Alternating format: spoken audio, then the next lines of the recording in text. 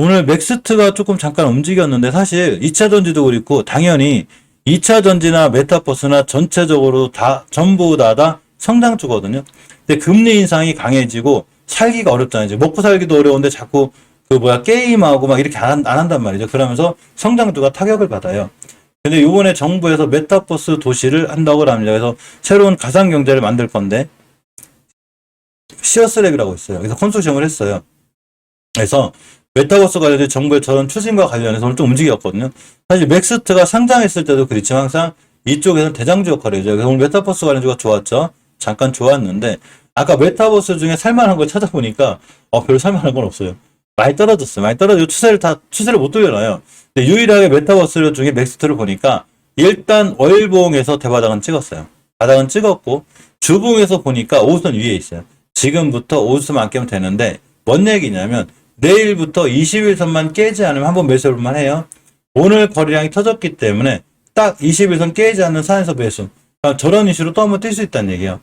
깨면 매도해야 돼요.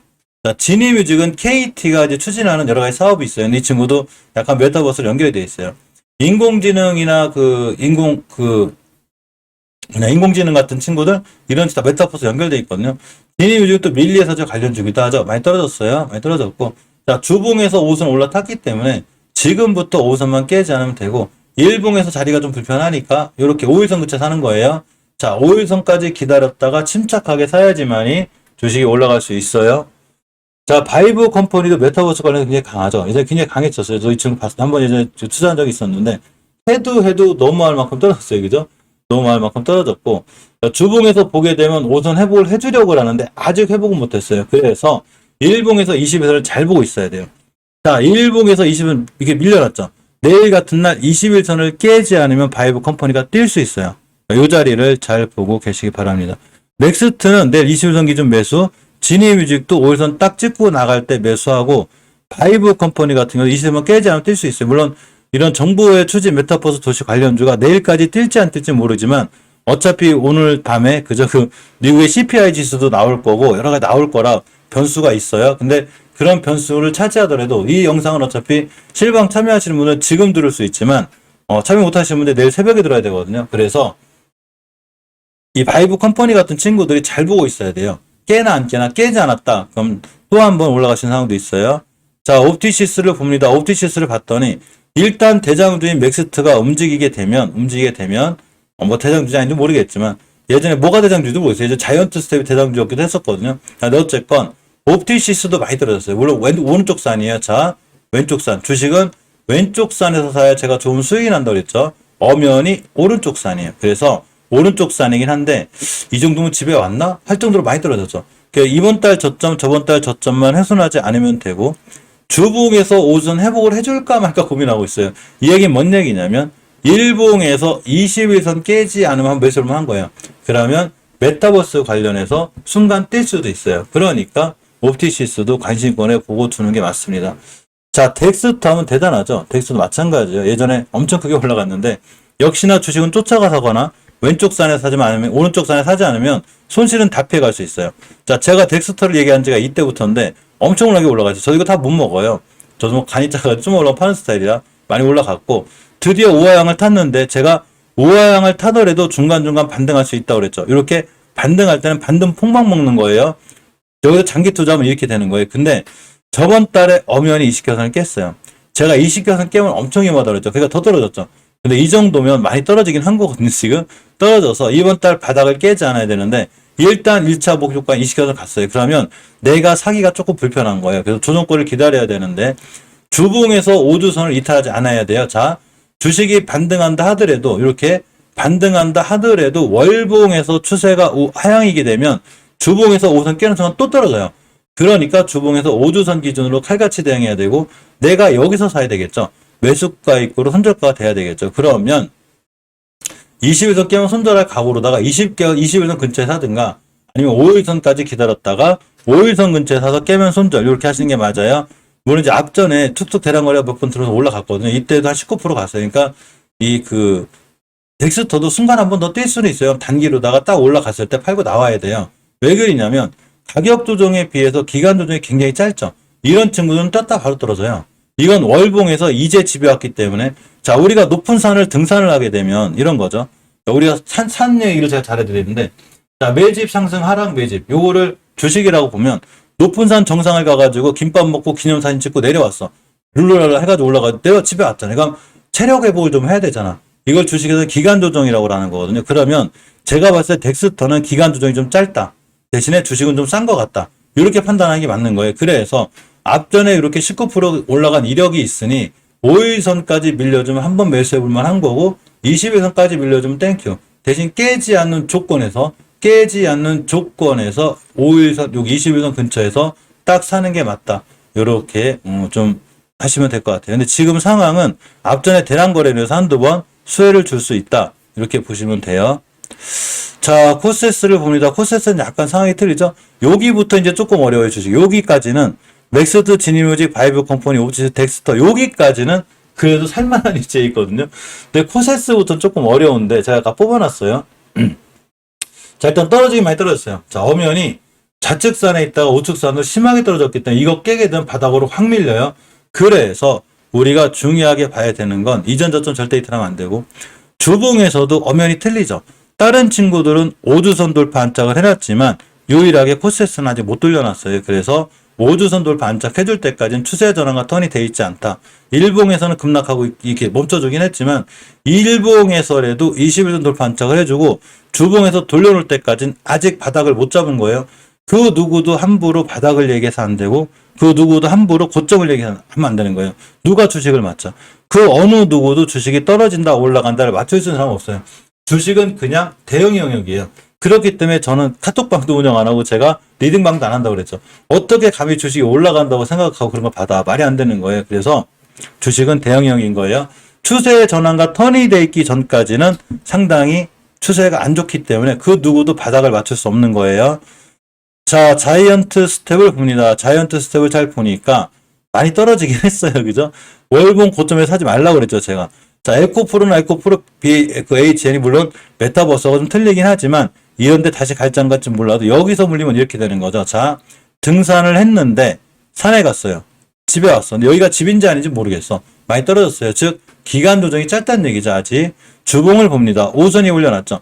이러면 기준이 생기는 거죠. 자, 우리가 어떤 주식이 바닥인지 모르지만 일단 5주선 올라타게 되면 약간 반등이라는 건 해줘요.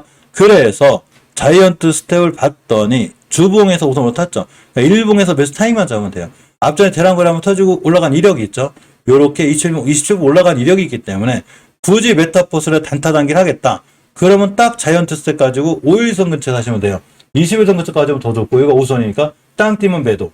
이 정도 일단 매도하고 보는 거예요. 기간 조정이 짧기 때문에 올라갔다가 떨어질 확률이 있는 거죠. 그래서 지금 매수 타임이 맞는데 양봉에 사지 말고 음봉으로 떨어졌을 때 특히 오늘 뭐 물가지수가 어떻게 나올지 모르겠지만 시장이 흔들렸을 때 20에서 찍고 나간다. 그럼 깨지 않는 조건으로 여기서 사는 게 맞아요.